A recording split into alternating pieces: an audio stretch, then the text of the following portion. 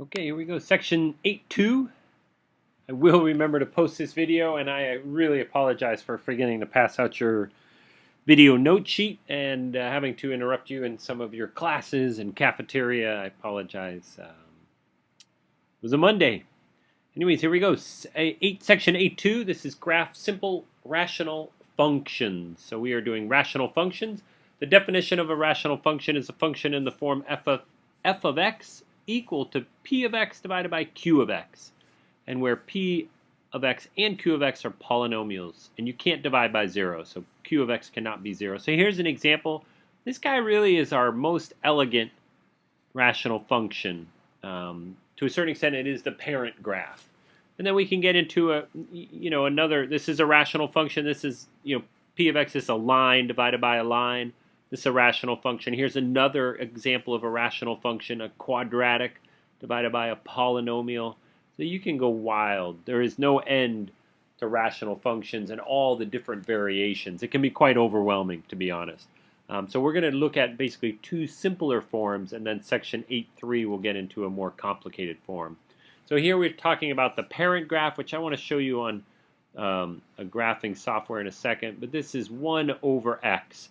And really, you should be saying, wow, this looks very simple, but I should be very, very careful when x is equal to 0, right? We would get 1 over 0, and that's not allowed. This is not, there's no answer to this. And so that creates this very distinct graph, which is basically, it's a hyperbola, and it consists of two symmetric branches.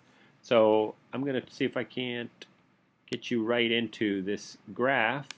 So here is the graph of a hyperbola. Here it is 1 over x, and you can see this is the hyperbola is the shape. So the two red segments are the shape, and each one is called the branch. I plotted one point here at 1, 1 to give you an idea of the shape, and we're going to change that shape by changing this number 1.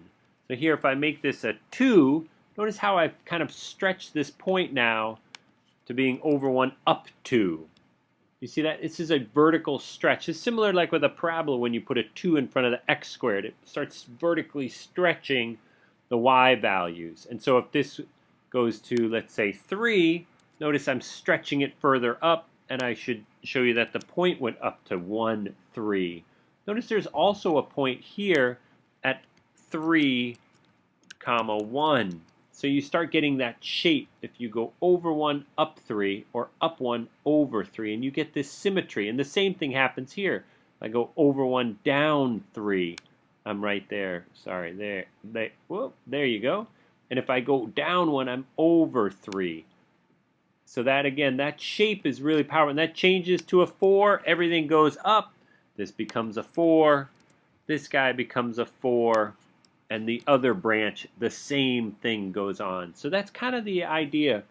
The lines here, we have I'll try to graph it. When x equal to 0, that's called the vertical asymptote. The function will never touch this line. It cannot exist at 0. And so the function kind of goes up further and further till it, I can zoom out. It's trying so hard to become 0, but this function goes to infinity. And if I come in from the negative direction, it goes to negative infinity. And that's called the vertical asymptote. I also have another asymptote at y equal to 0. And here, let's zoom back in. You can see that as x grows, it's trying to approach 0 more and more. So here we go. As x gets bigger to 10, you can see the graph is slowly, and this would be like 1 over 10, and it gets slowly closer and closer, and it tries to get to 0. So again, here in red is the hyperbola, is the rational function. It is a hyperbola, and you have two asymptotes, x equal to 0 and y equal to 0. Let's see if we can't make some more sense of this slideshow with that Desmos. And so we talked about the domain in range is all non-zero real numbers. So x, you cannot plug x into the equation. Sorry, I gotta get my pen back. 1 second, please.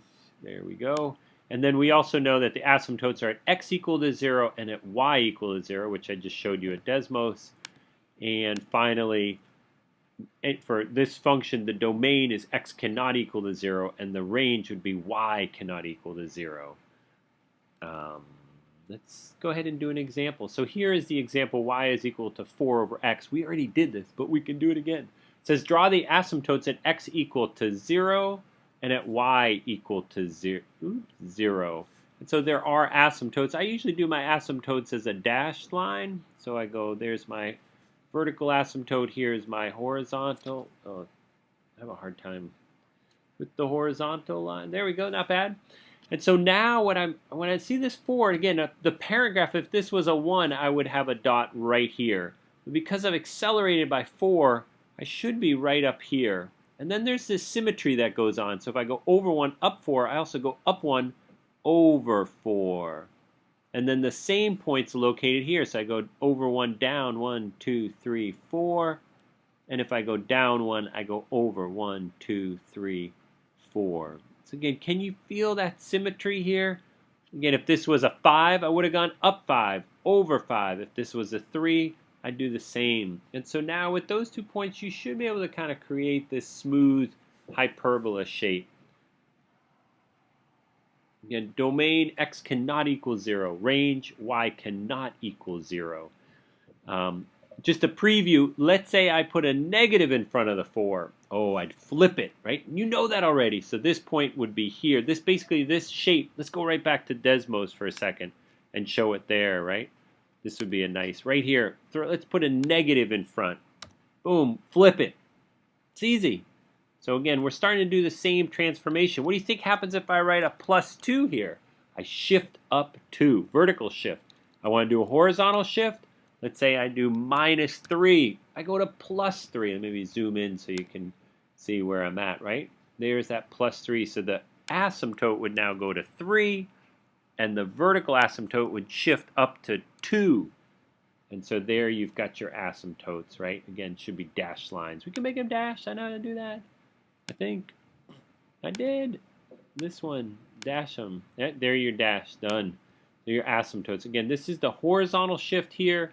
This is your vertical shift. This is your vertical stretch. You flip it, it flips. And so that's kind of our next example here, right? Oh, sorry, you have to try one. I think we're going to skip this one, right? You should be pretty comfortable.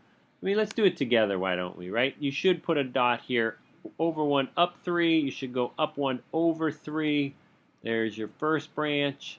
And because of the 3, I'd go down. It would have been a better example if you asked me if they'd put a -3, right? So I'd go down 3, and over 3, and I get my other branch, right? I would like it if you also think the domain here would be x cannot equal 0, and the range would be y cannot equal 0. Nice. Next slide. So, there's the answer. Thank you.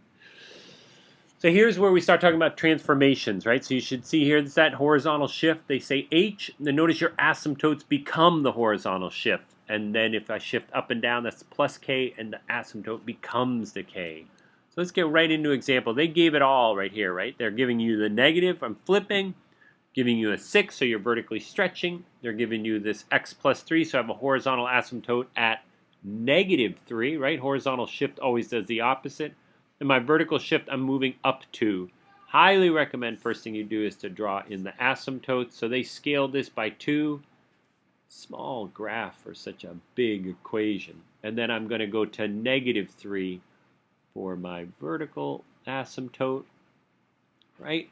The 6, how should I do that? Well, I should go over 1, up 6, but I'm flipping it. Let's do +6 for a second. We go over 1, up 1, 2, 3, 4, 5, 6. Should be here, but realize, I could draw the branch. This would be +6 and over here, but I need to flip. So I need to go over 1, down 6. 1, 2, 3, 4, 5, 6. Right? In the same sense, I could go down 1 and over 6. 1, 2, 3, 4, 5, 6. And I'm here. So this is my branch. And I would have the same here. I'd go over 1, up 1, 2, 3, 4, 5, 6. I guess I didn't have to count again. I could go over 6, 1, 2, 3, 4, 5, 6, and up 1. And that's my other branch. gorgeous, right? And they do their points here, but I would do your points on the graph. The domain here is x cannot equal, and again, if you said 0, check it out. We can plug 0 in now because we'd have to divide by 3. But if I set x equal to -3, we're in trouble. -3 plus 3 is 0. You're not allowed to divide by 0. And your range here is that y cannot equal, cannot equal 2, right? It'll never, it's not that you can't set y, but it'll never come out. You know, this one point that you can't plug in creates this one answer that can't exist. Woo, that was busy. So now we're switching gears, and I apologize, this is a bit harder. So we don't have that format anymore, so we have to change our kind of scheme how we do it. Hopefully you're looking at the denominator and say, man, if you make x 1, you're dividing by 0. And that creates your asymptote, 1. So right away, nice to draw the asymptote. And then the next one is a pretty difficult, but I don't know, it's kind of an interesting drill. What happens when x gets very large? Again, we saw the asymptote goes, when x is very large, we approach the horizontal asymptote. And so if x becomes, let's say x is 1,000,000, you'd have 4 times 1,000,000 minus 2. Well, guess what? If you had $4 million, somebody asked you for $2, it would be meaningless to you. And so again, when x is 1,000,000 here, these guys kind of disappear. They don't mean much to us. And so now you get like 4 million divided by 1,000,000, which reduces to 4. So this ends up being the ratio of the coefficients, which is 4.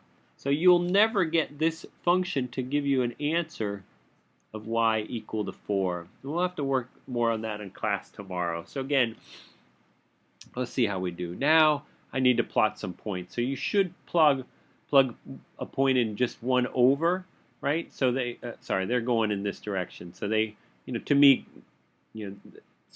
this is the 2. So when I plug 2 into here, I should be able to get, and I got to speed this up, so I'm going to look at their answers real quick.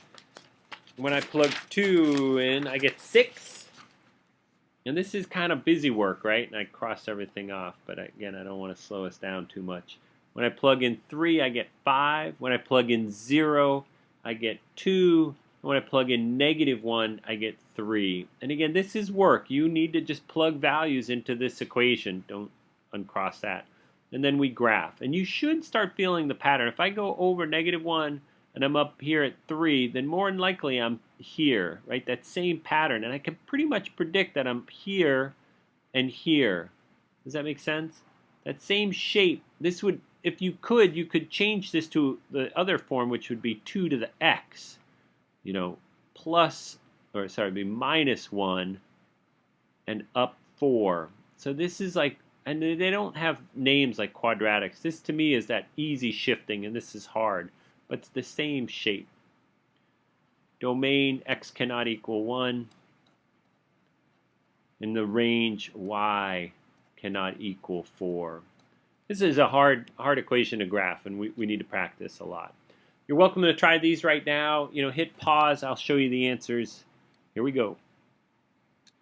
And so here are the answers. This is a horizontal shift of 2, so hopefully you do a vertical asymptote here at 2. It is a plus shift of 1, and then I stretched it.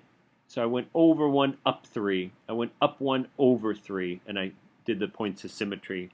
The second equation is our harder equation. Notice here, you should be able to solve this and realize that if I plug -2 in for x, right? -2, then this will become +2, -2 is 0. So you should put a nice vertical asymptote at 2. And then if I look at this, let's say make x 1,000,000, I'd have -2 million over -1,000,000. That reduces to 2. And so I have a horizontal asymptote at 2. And then I had to plot points. You just need to enter points. So again, this is our challenge tomorrow. This type of, hopefully this one you're like, gosh, we did that like absolute value, like quadratic, and all those other ones. Hey, thanks for watching the video. I'll see you in class, and don't let me let you leave class without the video notes. Sorry. We'll see you tomorrow.